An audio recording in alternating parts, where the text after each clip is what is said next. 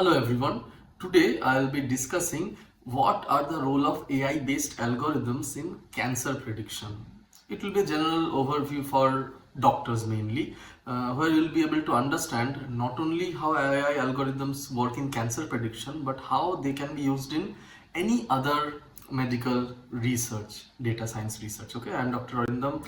I am an assistant professor at Dr. B.C. Roy Multi-Speciality Medical Research Center, IIT Kharagpur, and let us go through it. So, in this talk, I'll be briefing about the topics in what is the current status of AI in oncology, what are the most used algorithms in cancer prediction. So, this will be my main major part of the talk. Therefore, thereafter definitely there will be some limitation and challenges which I'll be focusing on, and there definitely will be knowing what are the road ahead and what can be the further areas of research. That is the main topic of today's discussion.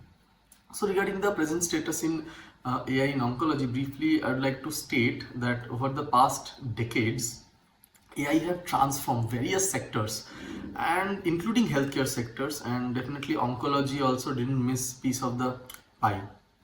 So 10 years back we used to have simple regression models, right? Simple yes or no binary based algorithms, and now we have come to develop many neural networks, and each and every term that I am saying, neural networks, this regression, I'll be going through the topics. Okay.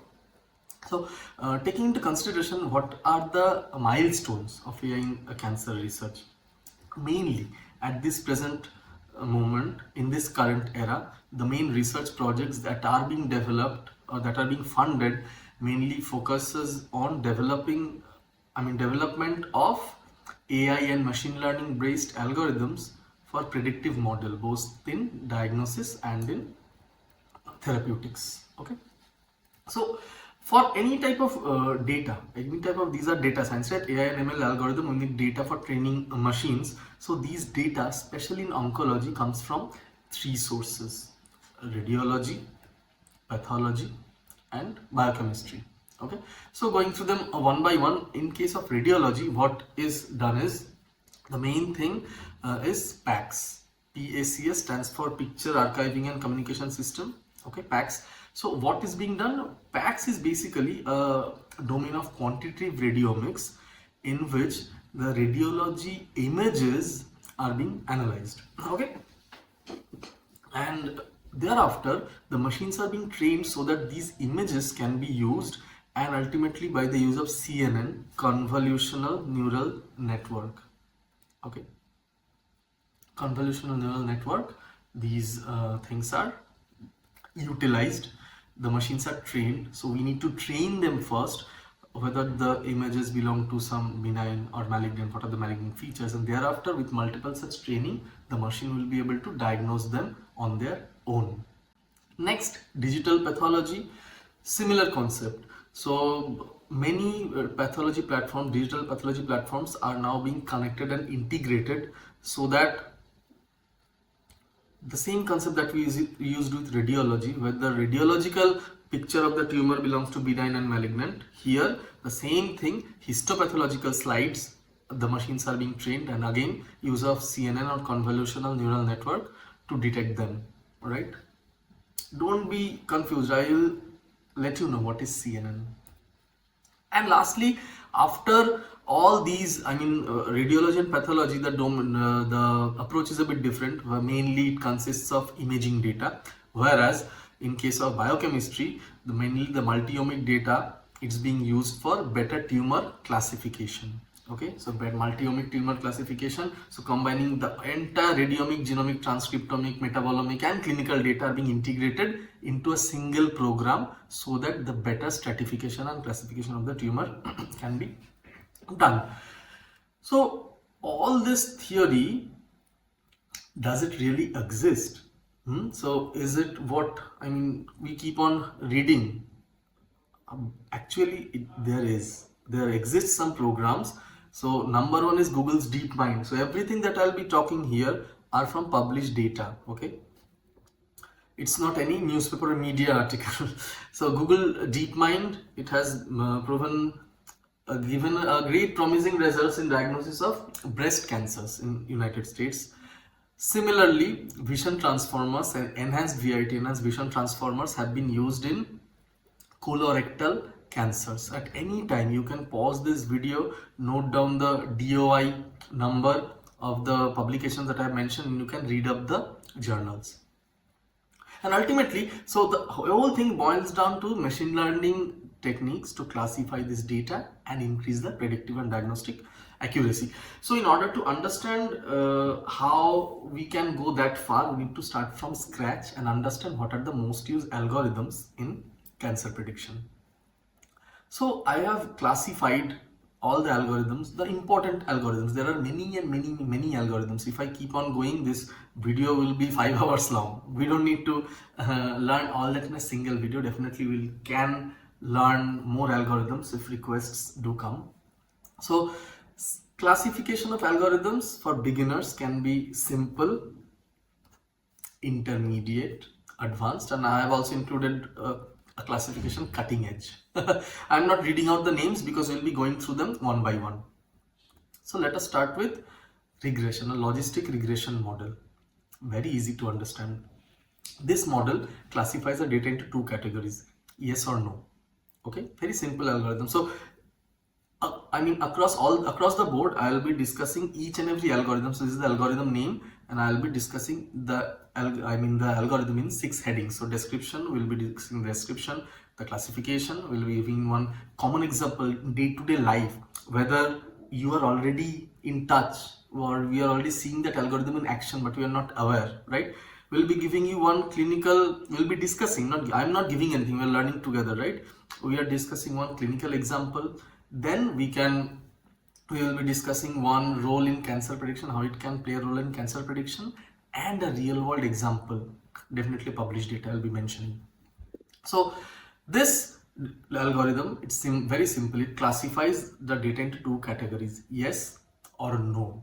In real, common example, this algorithm is being used to categorize whether the email is spam or not. Okay. So how can this algorithm be used in predicting cancer, right? So we give two images or we give two situation. Simple example is size or shape. We mention one parameter. If this tumor is more than say 10 centimeter, we consider it malignant. If it is less than 10 centimeter, it is non-malignant. So straightforward. So when collecting various images, or parameters or history, henceforth the machine will stick to this only single thing, that okay, if the size is more, it is a probability of a malignant tumor. Mind it, everything is a probability, right? Next, role in cancer prediction. So as I told you, it provides a straightforward method for identifying cancer presence. Now, just from your own personal experience, you can tell me this spam detection, is it foolproof? It's not, right? Often important mails go to spam. So this model, relying only on this model for cancer prediction, is not that much fruitful, or is not recommended. However, logistic regression model has been used to study predict breast cancer malignancy using tumor size. Another regression model counted patient age. So this is the study. All right. Moving on, decision tree. A decision tree asks questions in sequence. Okay, so they will ask a question. The machine, the design of the program is such, it will ask a situation. So if the answer to this question is yes or no, then the machine will be programmed in such a way they will be asking another two questions, to whose answer may be yes or no, and then it will move on. So this is also simple algorithm, mind it. Basically, each node can be considered as a regression, logistic regression. So there are multiple logistic regression that are tied in parallel or in series. Fine. For common example, so an app, an IVR or app, you will be seeing how to check whether you are eligible for a credit card loan or not. So is the credit score above 700? Is the monthly income above rupees 40,000? I'm giving this talk from India, so I've included Indian currency, rupee, right? You can visualize it in dollars if you're watching from anywhere else, sorry, your currency. So next question, do you have any existing debts? You answer yes or no. So the tree concludes, the program concludes, okay, you are now eligible for the loan. Clinical example, again, is the fasting blood glucose level more than 126? Suppose the patient answers yes. Is the HbA1c more than 6.5 gram percent? Answer is yes. Does the patient have a family history of diabetes? The patient answers yes. So the tree concludes diagnosed as diabetic, right?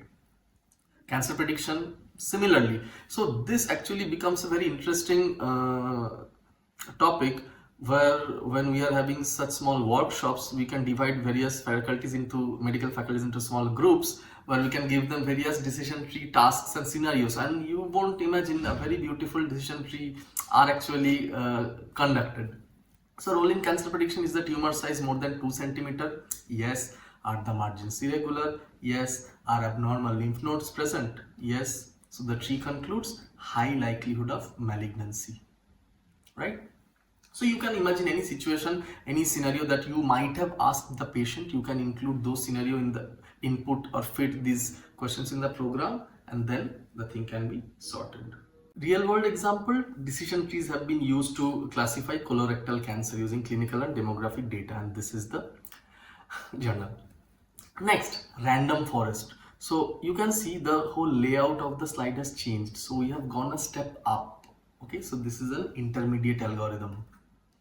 So the logic is same, simple. Now we are now going one step up, means we are combining multiple decision trees to improve the diagnostic accuracy and reduce overfitting. Okay, so what it can be done, common example is predicting a default risk by the loan borrower by analyzing his debt, his repaying characteristics. So everything are being analyzed, and the previous model that was detecting whether you are eligible for card loan or not, it will be now have a wider view, wider data, more data to predict whether you can default a loan or not.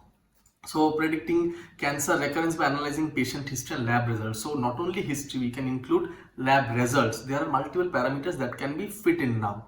So the role in cancer prediction, basically it enhances the prediction reliability by aggregating diverse diagnostic data. Okay, the more parameters you fit in, the more reliable the diagnosis will become, the more easy it will be to take a clinical decision. So this random forest again has been used to predict breast cancer. So I have cited two such journals. Okay, simple.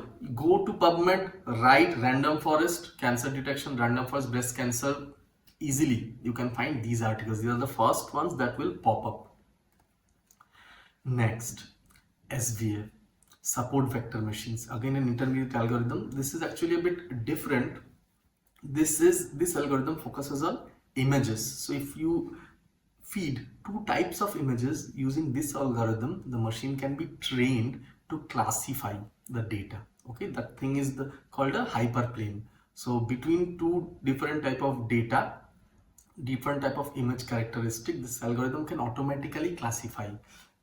Commonly, for classifying example of cat and dog based on fur texture, right now this algorithm is used everywhere. It's a Google Lens, you just show Lens what is this, it can tell you what's the image. Basic algorithm that is being used in SVM, support vector machine. So you can actually extrapolate the concept, so that if we train the machine with so many pictures of benign and malignant condition, just by looking at the image, the program will give a rough idea, or can predict whether this image or whether this malignancy or the swelling is gonna be benign or malignant, right? So classify tumor types as benign or malignant based on medical imaging or biopsy data. If you ask for a non-oncology example or clinical example, this can again classify gene expression data to separate cancerous and non-cancerous cases. So how it can be used? Suppose we are tagging the data, we are providing a data of gene expression along with the imagery of the patient. Okay, so the program will classify the data based on the image, and the associated gene expression will be automatically classified. Okay, so this is the power of the program.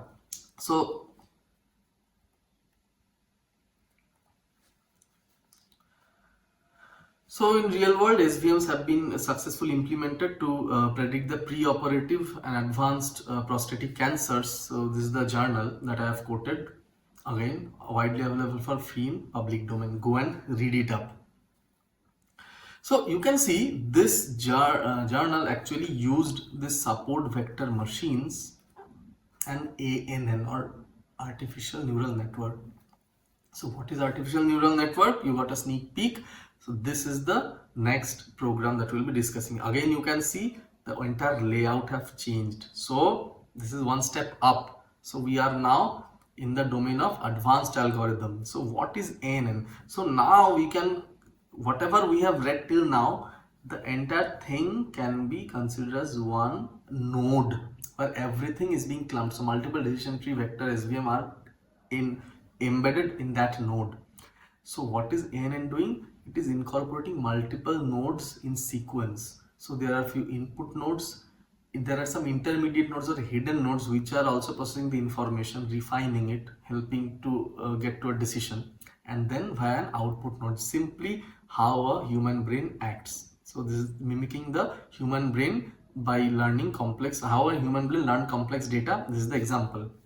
So what is a common example? Predicting stock markets trends based on historical data. There are many AI based stock market apps. I mean, for those who are using the based on the previous rise and fall, the AI can actually predict whether that stock is gonna rise or fall, and it will prompt you to invest money. You may get some profit, but they are improving and they are actually proving to be good till SEBI releases a mandate where AI trading will be banned. Anyway, we will not digress over here. So this is one clinical example.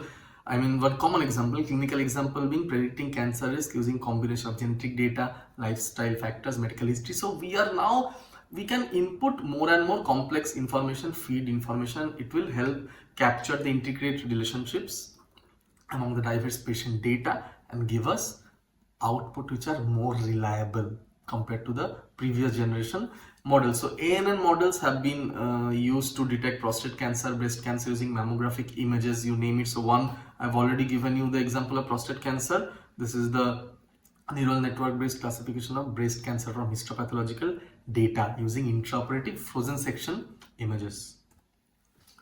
CNN, convolutional neural network, very important. Convolutional neural network uses SVMs. So these are the images. These type of neural network specializes in image training. So it specializes in image data and spatial patterns. Okay.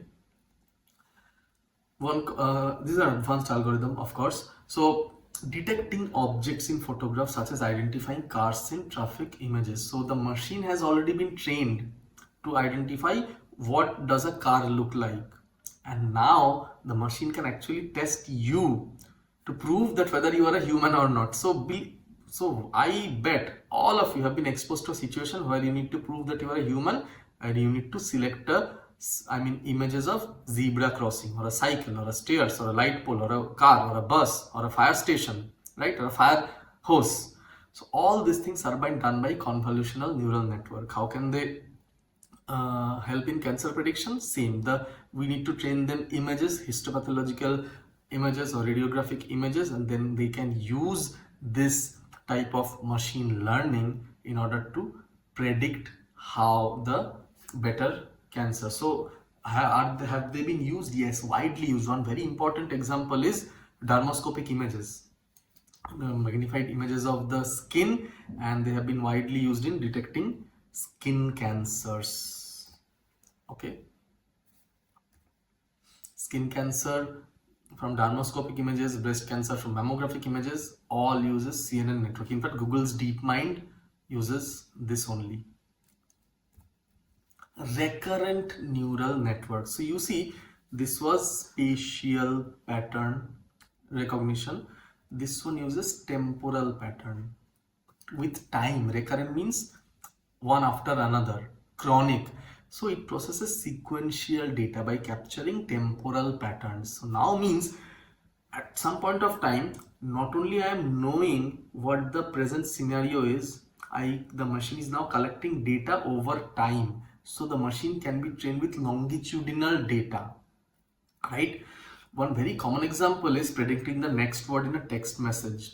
This we use always. So be it your Google keyboard, be it Apple keyboard, whenever the phone is new, it does not do the prediction that much, right? But after you use it 2 months, 3 months, the phone can actually predict what is the next word you can use, right? And this is what recurrent neural network is doing.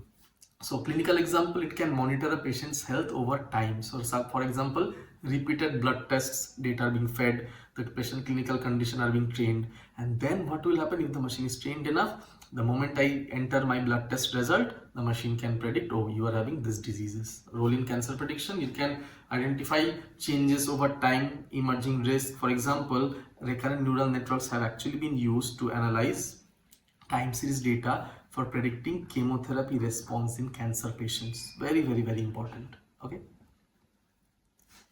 So prediction of response to neoadjuvant chemotherapy in breast cancer patient using recurrent neural network. All right.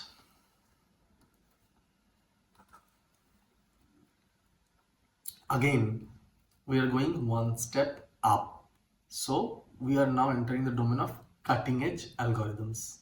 So in case of cutting edge, so what do these do? Basically everything that we have learned so far, now everything are being used together. So the thing autoencoders does is basically it compresses and decompresses, right? So there's a lot of data that is cluttered. It can use some algorithms to compress them and then again decompress them. So one example is a blurry or a noisy picture of a document, right? So it does compression, image compression. For example, raw file is being compressed to a JPEG file. Very important thing, because the key features of the image is ignoring the noise. So the noise, the chroma, the luma, the noise, for those who are into photography, they will know these terms. So the chromatic noise and the luminance, color noise, all these things.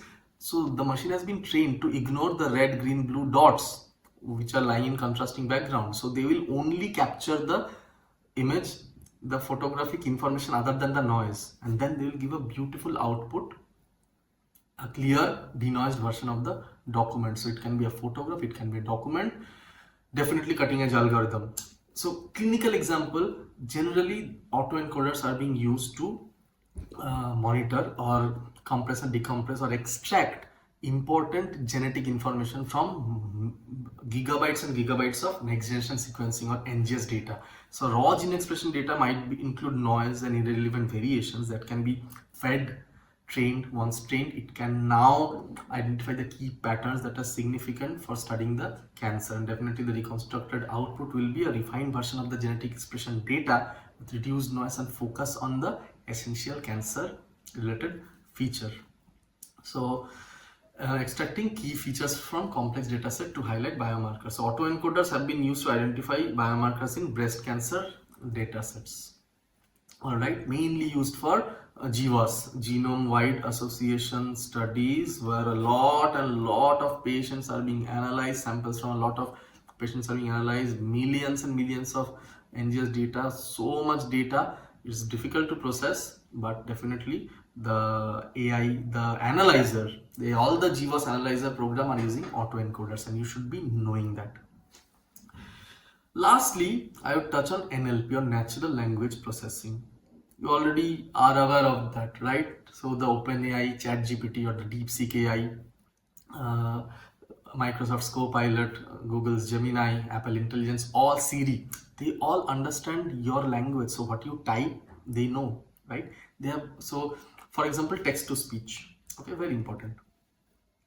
Common is definitely a cutting edge algorithm, and analyzing customer reviews to determine satisfaction levels. So now you can actually go to Amazon and read, there will be a review that is AI generated. So that has been created, curated from all the customer reviews, what the customer have written. So many customers have written. So you will get an overview, an idea what the product is, right?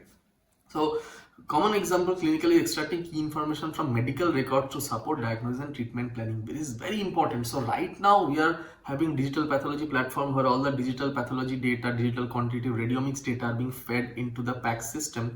However, we have the golden repository of, I mean, millions and millions of pages in hard copies. So natural language processing NLP program can simply scan those documents, right? So they are getting an image, they are getting the pathologist report, they are getting the radiologist features, so all those things. So once they understand the reporting language, they can now process this information. So if you click an image, it's simply black and white writing, right?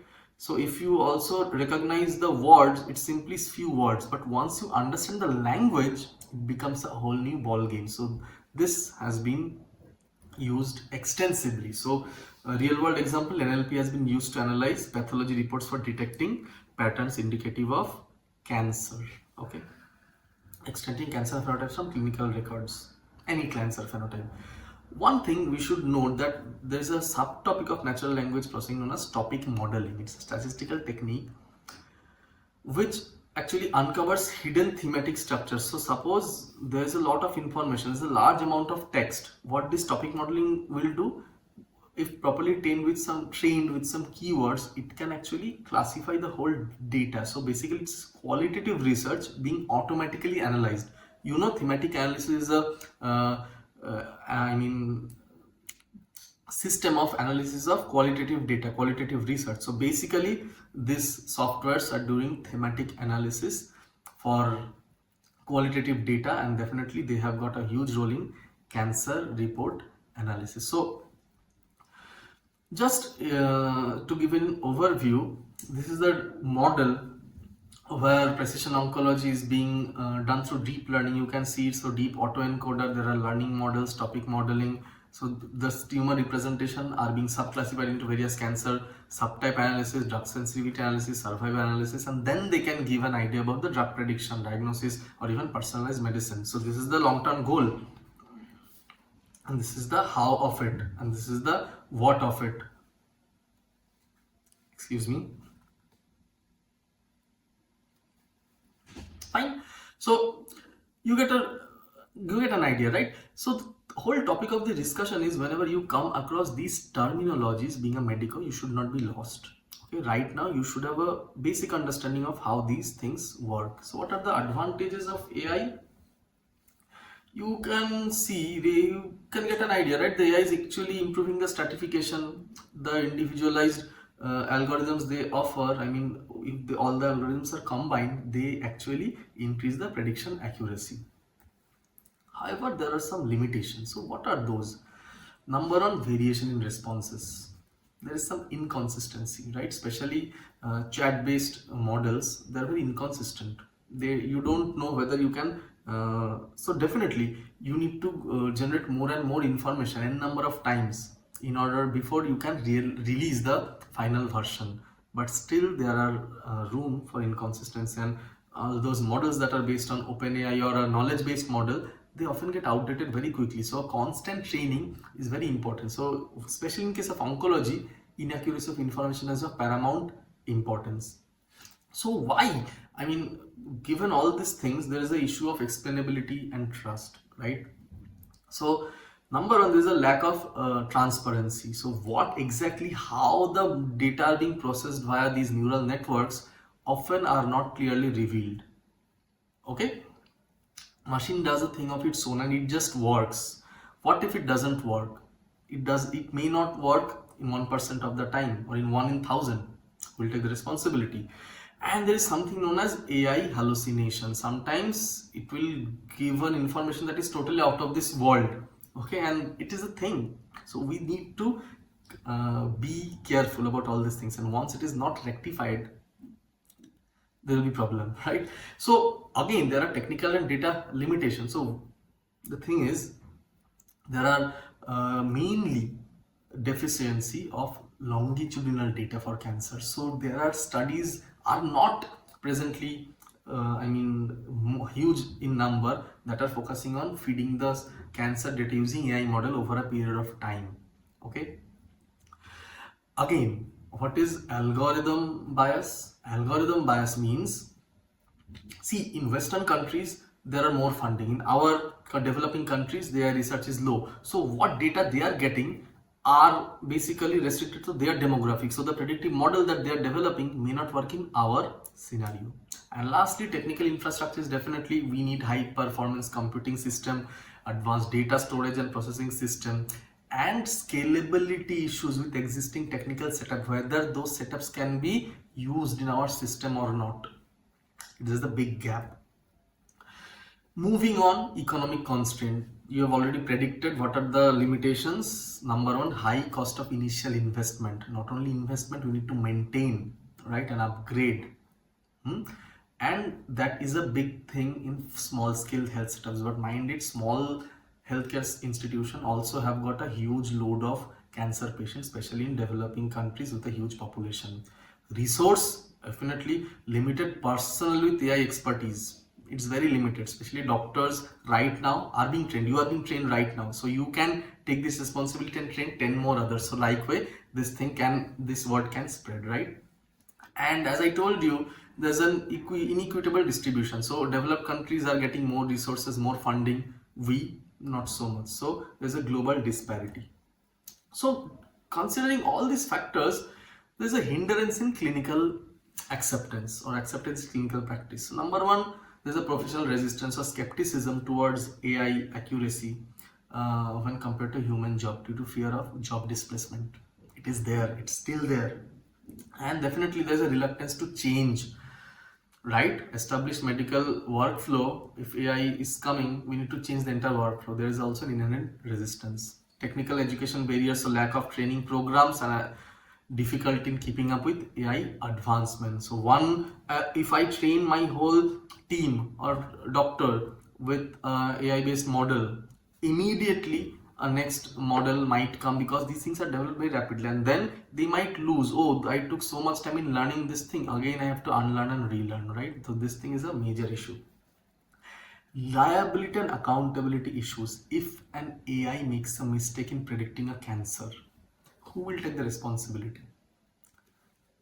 Who? So this thing is actually unclear. So unclear legal frameworks, unclear definition of responsibility, and challenges in obtaining insurance. Very, very, very important. Medical insurance at this moment does not cover AI based diagnosis. So if something is not covered, not being funded with either for research or for patient care, yes, it's not reliable. I mean, we have got long way to go. So what's the road ahead? So number one road ahead is ethical implementation of AI. There should be regular audits. There should be transparency in decision making process, right? There should be regulatory framework. So if you are watching from USA, HIPAA, HIPAA, right? Health Insurance Portability and Accountability Act. If you are watching from India, Digital Information Security in Healthcare Act. So all these acts should be adhered to. So whether the program and the service provider is adhering to these acts are important. Adhering to FDA guidelines.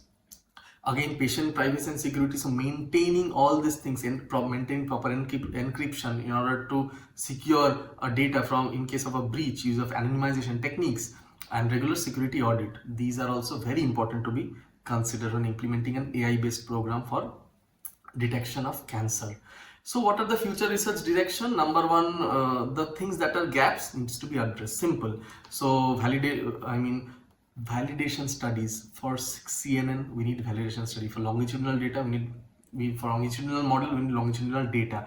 Proper integration of multi-omics data. So mind it. So each and every platform is learning with their own software. So unless those software are being integrated in a common open front, the data cannot seamlessly be merged, right?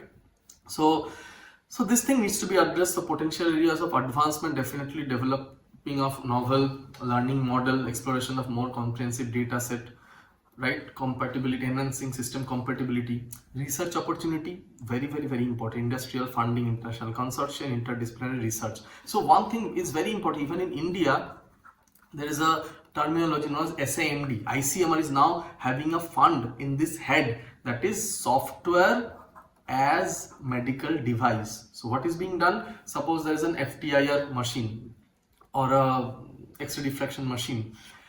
The images from those machines are being taken. A group of scientists develops an algorithm where those images can be fed, and then that algorithm is predicting the cancer. So our existing machine will remain with us. A group of data scientist will be developing a program, and that software will be installed, and now suddenly my machine becomes a tool for diagnosing cancer. This is very much in action nowadays in especially my institute IIT, from where I am. This SAMD are a important area of research for computer scientists in collaboration with doctors. So there is always a doctor on board, and it's the beauty of